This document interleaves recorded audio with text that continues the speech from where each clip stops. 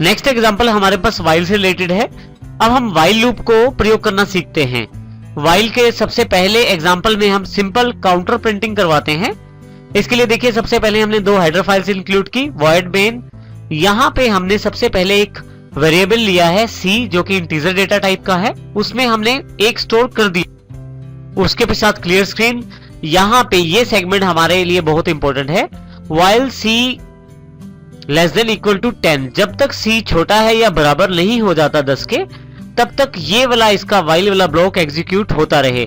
आप यदि ध्यान दें तो काउंटर मैंने यहाँ प्रिंट करवाया है %d के साथ, जो कि इस c को रिप्रेजेंट करता है। उसके पश्चात काउंटर में एक एक प्लस किया है, अर्थात c में एक एक जोड़ के हम इस लूप को आगे बढ़ाना चाहते हैं, गेट ch, और फाइनली हमने इस लूप को क्लोज कर दिया है। अब हम इसे देखते हैं प्रैक्टिकली किस प्रकार काम करेगा। देखिए, हमारे पास ये बिल्कुल वही सेम एग्जांपल पहले से खुला हुआ है while1.c के नाम से। इसमें यदि आप ध्यान दें तो सेम हमारे पास c1 काउंटर है, जिसको हम 10 बार प्रिंट करवाना चाहते हैं। मैं यहाँ कंट्रोल F9 कर देता हूँ। प्रोग्राम रन करते ही आप देखेंगे काउंटर प्रिंट हो गया है, और इस प्रकार ये while लूप कार्य करता है। while लूप में यदि आप ध्यान दें तो यहाँ पे c जो 1 है, वो जब तक 10 तक नहीं पहुंचता, काउंटर में एक एक प्लस करते हुए वो आगे बढ़ता है, और 10 के पास पहुंचने के पश्चात ये काउंटर अर्थात c जो है लूप को स्टॉप कर देता है।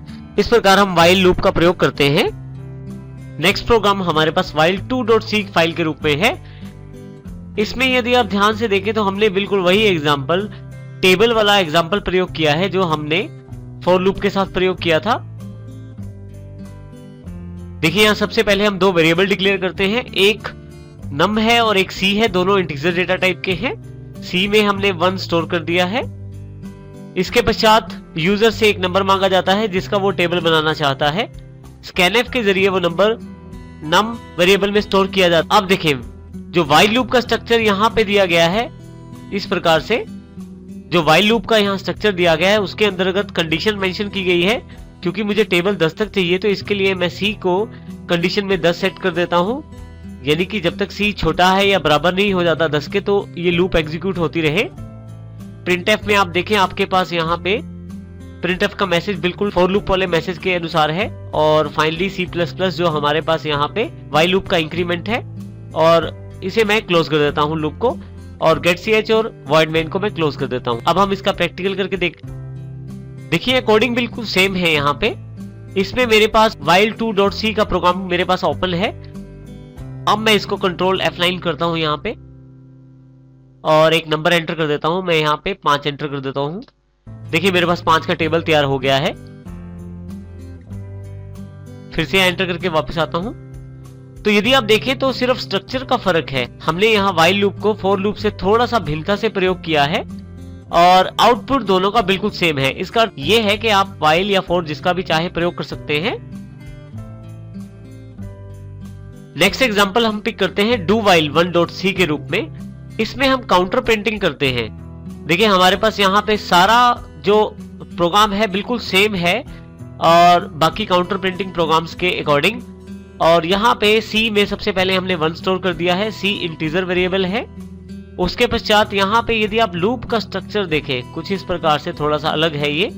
इसमें do पहले दिया गया है, और उसके पश्चात ब्लॉक ओपन करके यहाँ ब्लॉक को क्लोज किया गया है, और लास्ट में कंडीशन while के साथ मेंशन की गई है। यहाँ सबसे इंपॉर्टेंट बात यह है कि जो आप कंडीशन मेंशन करते हैं सबसे लास्ट में करते हैं, और सेमी कॉलन का प्रयोग जरूर करते हैं लास्ट में इस लूप को एंड करने के लिए। और यहाँ पे इस लूप में यदि आप देखें तो काउंटर को प्रिंट करवाया गया है, और c++ से इंक्रीमेंट दिया गया है। लूप का फिर से स्ट्रक्चर भिन्न है, लेकिन कार्य बिल्कुल वही रहता है। गेट ch के पश्चात मैं मेन को क्लोज कर देता हूँ, और इसको रन करके देखते हैं प्रोग्राम। देखिए, यहाँ मेरे पास यही प्रोग्राम कंपाइलर में ओपन है। अब मैं इसको रन करके देखता हूँ कंट्रोल F9 की सहायता से। देखिए, आउटपुट बिल्कुल वही है। इसका अर्थ ये हुआ कि आप do while का प्रयोग भी कर सकते हैं। इनमें से किसी भी माध्यम से, while से, for से या do while से आप अपना रिपीटेड वर्क कर सकते हैं। यहाँ हम एक एग्जांपल और लेते हैं do while2.c के रूप में। ये हमारा जो एग्जांपल है फिर से टेबल वाला एग्जांपल है। इसमें यूजर के द्वारा नंबर दिया जाएगा, और do while के द्वारा उस टेबल को प्रिंट करवाया जाएगा। इसमें जो मुख्य बात है वो है c = 1, काउंटर को बाहर इनिशियलाइज किया गया है। इसके साथ यहाँ do while लूप के अंतर्गत हमारे पास यहाँ पे डू वाइल लूप में हमारे पास यहाँ पे जो रिपीटेड टास्क है, जो रिपीटेड स्टेटमेंट है, जो हम चाहते हैं बार बार प्रिंट हो, उसको इस ब्लॉक के अंदर रखा गया है और साथ में जो इंक्रीमेंट काउंटर है उसको यहाँ पे C++ के द्वारा इंडिकेट किया गया है। फाइनली getch के द्वारा हमने इस मेल फंक्शन को क्लोज कर दिया है। अब हम इस प्रोग्राम को रन करके देखते हैं। देखिए हमारे पास वही do while 2.c का प्रोग्राम अवेलेबल है। इसको मैं कंट्रोल F9 करता हूं और जो नंबर मैं देना चाहता हूं वो नंबर दे देता हूं। अब की बार मैंने 4 नंबर दिया है। देखिए मेरे पास टेबल अवेलेबल हो गया है। इन सभी लूप्स के आधार पे हम ये निर्णय ले सकते हैं कि आप किसी भी लूप का प्रयोग कर सकते हैं, आप किसी भी लूप से अपना कार्य संपन्न कर सकते हैं। यहाँ पे सबसे इंपॉर्टेंट बात यह है कि डू वाइल भी बिल्कुल उसी तरह से कार्य करता है जिस प्रकार फॉर लूप और वाइल लूप ने कार्य किया है। इसका अर्थ यह है कि आप तीनों में से किसी भी लूप का प्रयोग कर सकते हैं अपनी प्रोग्रामिंग में अपनी आवश्यकता अनुसार।